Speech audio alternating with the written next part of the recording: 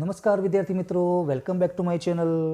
ફરી વખત આપનું મારી ચેનલમાં આપ સૌ વિદ્યાર્થી મિત્રોનું હાર્દિક સ્વાગત કરું છું. વિદ્યાર્થી મિત્રો, લાસ્ટ ટાઈમ આપણે ધોરણ 11ની અંદર રીડ ટુ માય એક લેશન હતો, સસ્પેક્ટ આઈડેન્ટિફિકેશન, એ આપણે જોયો હતો. અને જે પણ વિદ્યાર્થીઓને જો કદાચ એ લેશન જોવાનું બાકી હોય તો એ ડિસ્ક્રિપ્શનની અંદર લિંક આપેલી છે, તેના ઉપરથી તમે જોઈ શકો છો. આજે આપણે એ જ યુનિટનો રીડ 3 જોવા જઈ રહ્યા છે, સમજવા જઈ રહ્યા છે, અને જેનું નામ છે ડેટિંગ ટેકનોલોજી. હવે સમજી લો પહેલાં કે ડેટિંગ ટેકનોલોજીનો અર્થ શું થાય. તો ડેટિંગ એટલે કે સમય નિર્ધારણ, અને ટેકનોલોજી એટલે તમે જાણો છો કે ભાઈ ટેકનોલોજી, બરાબર છે. તો ડેટિંગ ટેકનોલોજી મીન્સ સમય નિર્ધારણની ટેકનોલોજી. બસ આ એક લેશન વિશે, નાનકડા લેશન વિશે આપણે આજે સમજવા જઈ રહ્યા છીએ. તો સ્ટાર્ટ કરીશું. Dating technology. ફર્સ્ટ સેન્ટન્સ છે, dating objects and artefacts is an interesting area of investigation. First sentence આ પ્રમાણે આપેલું છે. શું કહે છે કે dating objects and artefacts is an interesting area of investigation. હવે સૌથી પહેલાં ઇન્વેસ્ટિગેશનનો અર્થ સમજી લો. લાસ્ટ લેસનમાં પણ આ વર્ડ હતું, બરાબર છે કે નહીં. તો ઇન્વેસ્ટિગેશન એટલે તપાસ, એટલે કે પદાર્થો. ઓબ્જેક્ટ એટલે પદાર્થો, ઓબ્જેક્ટ એટલે પદાર્થો, બરાબર કે નહીં. આર્ટિફિશિયલ એટલે માનવ નિર્મિત વસ્તુઓ કે જે મનુષ્ય દ્વારા નિર્મિત હોય, જેને મનુષ્ય બનાવેલી હોય.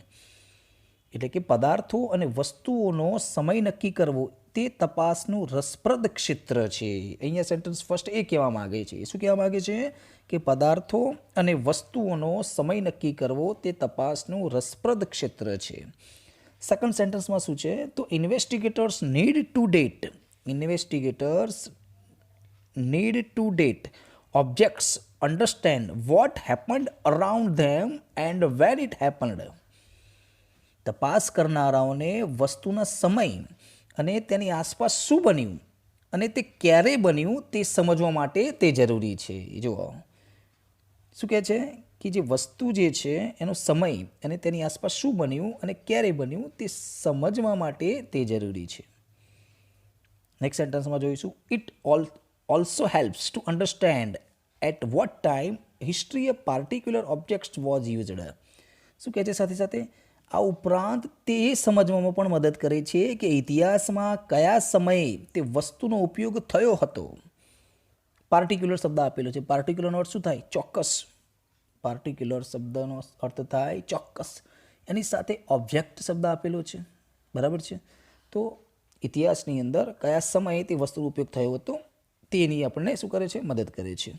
સચ investigators are taken up by scholars studying historic, civilization, rocks, ancient, cultures or crime investigation એટસેટરા.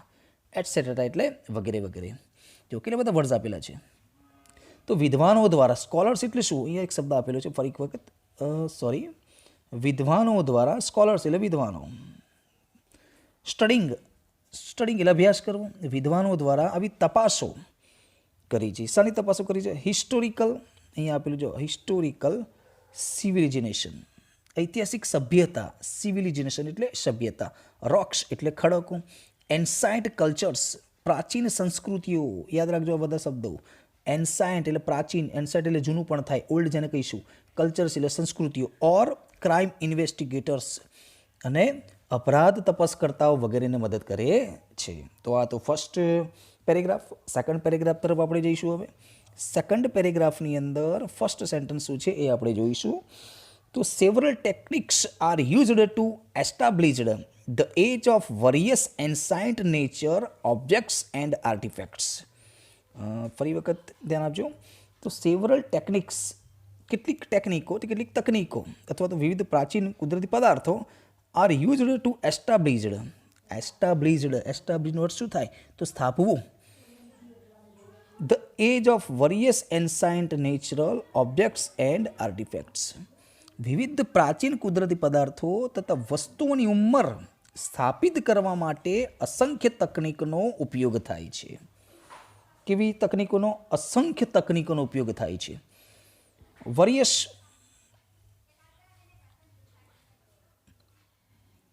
આગળ જોઈશું. Various methods are based on radioactivity. જો એક પદ્ધતિનું નામ અહીં આપેલું છે. કઈ છે?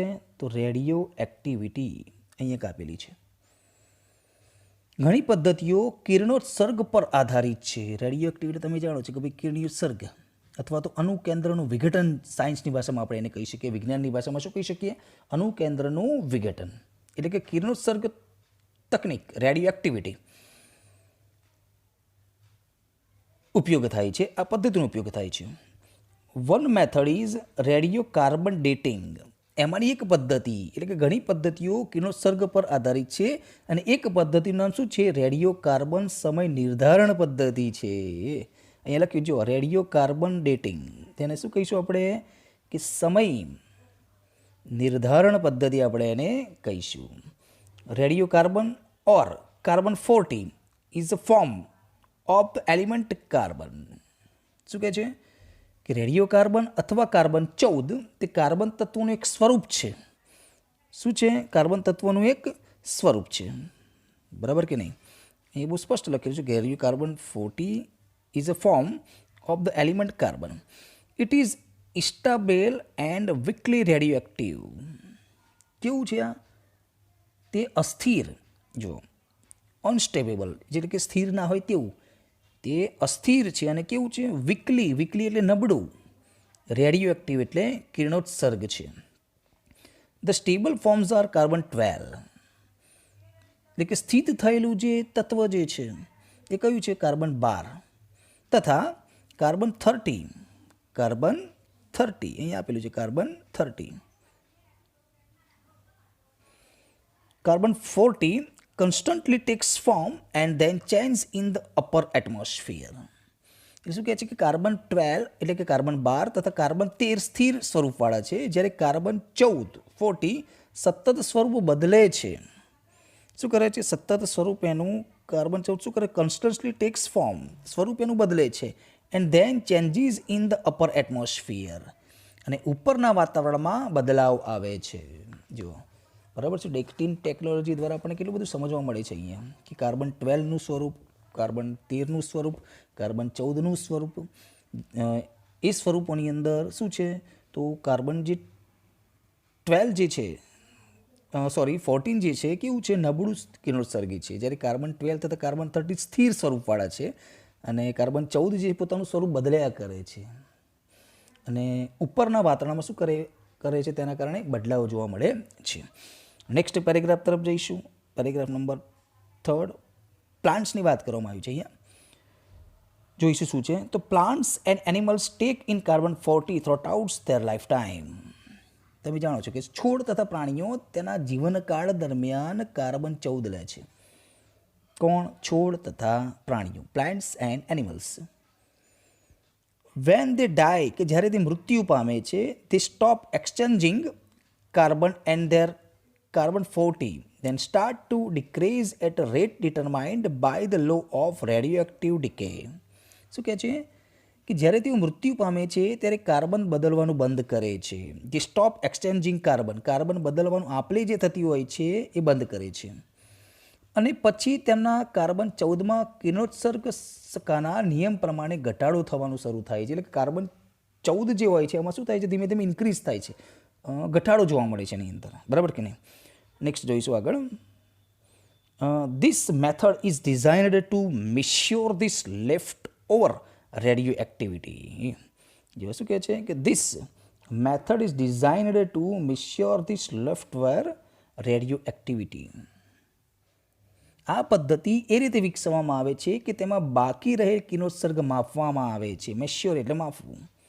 બરાબર છે કે આ પદ્ધતિ એ રીતે લેવામાં આવે છે, એ રીતે એની અંદર વિકસિત કરવામાં આવે છે કે કિરણોત્સર્ગ માપવામાં આવે છે કે કેટલા કિરણો અંદર રહેલા છે, મતલબ કિરણોત્સર્ગ માપવામાં આવે છે, આપણે એવું કહીશું. By knowing how much carbon 40 is left, by knowing how much carbon 40 is left in a sample, the age of the organism when it died can be known. બરાબર છે? બરાબર સમજો કે by knowing how much carbon 40 is left in sample, કે carbon 14 જે છે તે જાણીને તે સજીવ જ્યારે મૃત્યુ પામ્યો ત્યારે તેની કેટલી હતી ઉંમર તે જાણી શકાય છે. Of the organism when it died can be known. કે જ્યારે તે મૃત્યુ પામ્યો ત્યારે તેની ઉંમર કેટલી હતી તે જાણી શકાય છે. જો વિચારી શકો છો તમે કે કાર્બન 14નું મહત્ત્વ કેટલું બધું છે. એક તો એનું ઇન્ક્રીઝ થાય છે, ધીમે ધીમે ઘટે છે જ્યારે મૃત્યુ પામે છે, અને મૃત્યુ થયા પછી એના દ્વારા કિરણોત્સર્ગ માપવામાં આવે છે, અને એ કિરણોત્સર્ગ દ્વારા સજીવ જ્યારે મૃત્યુ પામે છે ત્યારે તેની ઉંમર કેટલી હતી તે આપણે શું કરી શકીએ છીએ, સરળતાથી જાણી શકીએ છીએ. તો છે ને ડેટિંગ ટેકનોલોજીનો કમાલ. લાસ્ટ પેરેગ્રાફ તરફ જઈશું, બહુ જ શોર્ટ લેસન છે. સ્ટાર્ટ કરીશું છેલ્લો paragraph. One methods are also used like archaeomagnetic dating. જો કઈ પદ્ધતિ છે? એર્ચિયોમેગ્નેટિક ડેટિંગ. એર્ચિયોમેગ્નેટિક ડેટિંગ શબ્દ અહીંયા આપેલો છે. આ પદ્ધતિનું એક નામ છે, બરાબર છે. તો જોઈશું એને શું કહીશું આપણે, પુરાતત્વિક ચુંબકતા. પુરાતત્વિક ચુંબકતા એને કહીશું. તો બીજી એક પદ્ધતિ પુરાતત્વીય ચુંબકીય રીતે સમય નિર્ધારણ કરવો તે છે. કઈ પદ્ધતિ છે? સમય નિર્ધારણ કરવા માટે કઈ પદ્ધતિ વપરાય છે? પુરાતત્વીય ચુંબકીય રીતે સમય નિર્ધારણ કરવામાં વપરાય છે. This is based on reversal of magnetic field. આ પદ્ધતિ પૃથ્વીના ચુંબકીય ક્ષેત્રના અપાકર્ષણ પર આધારિત છે. મેગ્નેટિક ફિલ્ડ એટલે ચુંબકીય ક્ષેત્ર, ફિલ્ડ એટલે ક્ષેત્ર, મેગ્નેટિક એટલે મેગ્નેટિકવાળું, એમ ચુંબક જેને કહેવાય. એટલે શું કહે છે કે આ પદ્ધતિ પૃથ્વીના ચુંબકીય ક્ષેત્રના અપાકર્ષણ પર આધારિત છે. ધ અર્થ, પૃથ્વી જેને કહીશું આપણે. Tree ring dating is another useful technique. શું કહે છે કે વૃક્ષ વલય સમય નિર્ધારણ પદ્ધતિ એ પણ અન્ય ઉપયોગી તકનિક છે. કઈ તકનિક છે? વૃક્ષ વલય. શું નામ આપ્યું છે? વૃક્ષ વલય, જેને અંગ્રેજીમાં કહીશું આપણે ટ્રી રિંગ. અહીં એક શબ્દ આપેલું જોઈ શકો છો તમે કે ટ્રી રિંગ આ પણ એક પદ્ધતિ છે, એનો ઉપયોગ પણ કરવામાં આવે છે. Each year change occur within a tree by a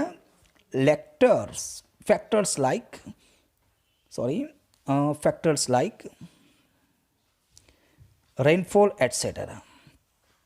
આ ફેરફારો જે છે એની અંદર પ્રતિવર્ષ વરસાદ વગેરે પરિબળોને લીધે તેમાં ફેરફાર થાય છે.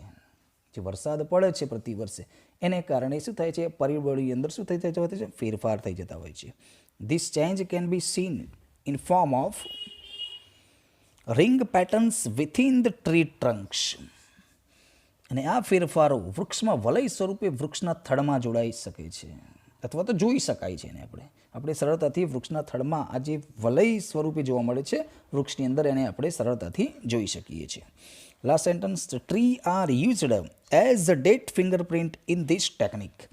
અને આ પ્રયુક્તિઓ સમય નિર્ધારણની ફિંગરપ્રિન્ટ તરીકે ઓળખાય છે. જો કેવી રીતે ઓળખાય છે? તો સમય નિર્ધારણની ફિંગરપ્રિન્ટ તરીકે એને ઓળખાય છે. તો આ તો આપણો લેસન ડેટિંગ ટેકનોલોજી અને અલગ અલગ પદ્ધતિઓ દ્વારા પુરાતન જે પ્રાચીન ઇમારતો હતી અથવા તો વૃક્ષો હતા અથવા તો પ્રાણીઓનું મૃત્યુ હતું, એની અંદર કેટલા પ્રમાણમાં કાર્બન જોઈએ, કયો કાર્બન વધે તો ફેરફાર થાય, કયો કાર્બન ઘટે તો ફેરફાર થાય, બરાબર કે નહીં, વરસાદનું શું મહત્ત્વ છે, અથવા તો પુરાતત્વીય ચુંબકીય સમય નિર્ધારણની એક પદ્ધતિ છે. બીજું કે પ્રતિ વર્ષ વરસાદ જે રીતે પડે છે એના દ્વારા પણ ઘણી વખત ઘણા બધા ફેરફાર થતા હોય છે, બરાબર છે. તો વૃક્ષના વલયની અંદર પણ થડમાં પણ બધું જોઈ શકીએ છીએ. તો આ ડેટિંગ ટેકનોલોજી દ્વારા, એની પદ્ધતિઓ દ્વારા કોઈ પણ વસ્તુ હોય કે પદાર્થ હોય એની ચોક્કસ સમય યર્સ આપણે શું કરી શકીએ છીએ, સરળતાથી જાણી શકીએ છીએ. તો થેન્ક યુ વેરી મચ. બહુ શોર્ટ લેશન હતો, બરાબર છે. ફરી એક વખત નવા કોઈ ચેપ્ટર સાથે ઇંગ્લિશની અંદર 11મા કે 12માના મળીશું. ગ્રામરનો ટોપિક્સ પણ આવશે. જોતા રહેજો ચેનલ મારી, સબસ્ક્રાઈબ કરજો. જો ગમી હોય તો લાઈક કરજો. Thank you very much. જય ગુજરાત, જય હિન્દ.